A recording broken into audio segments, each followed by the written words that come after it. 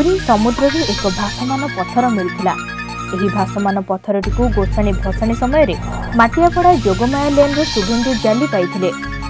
रहस्यमय पत्थर को स्पर्श करने पर श्री जाली शरीर में सिंहरण आसाला।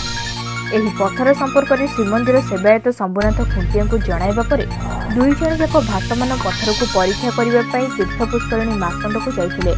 पोखरी पानी में पत्थरटी को पकाइबा परे ताहा बहु समय धरी भासीथिला। भूतत्व विज्ञान, सामुद्रिक विज्ञान एवं गवेषक माने एही भासमान पत्थर रहस्य संपर्क में अधिक गवेषणा करने श्री खुंटिया मत प्रकाश करछन्ति। केतक वरिष्ठ धर्मप्राण व्यक्ति कहते श्री राम महिमार श्री हनुमान त्रेतया युगरे सीता को उद्धार करने समुद्र में यह पत्थर पकाई राम सेतु निर्माण करथिबा कथित रही।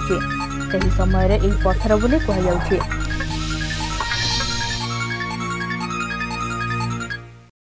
विश्लेषण करने देखला सब लहड़ा माड़ होता है। पत्थरटा लहड़ा माड़ होता है। भाविली ये भाषुची कि यही पत्थरटा जो आमर जो पौराणिक अच्छी तृतीया जुगरे जो रामचंद्र जितेबाला सेतु बंध करते सेतबले किसी पत्थर एमती भाषमान इधर थिला। इधर पुराणर ये बहुत इधर कहुई कि आजिकल दुनिया रे आम जो पत्थर जो यहाँ गोटे विरल और दुष्प्राप्य पत्थर कहले अत्युक्ति हेनी।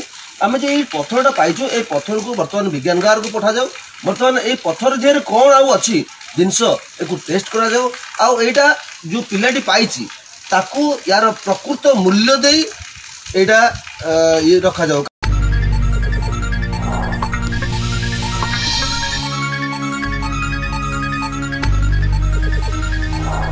ब्यूरो रिपोर्ट तीर्थक्षेत्र लाइव।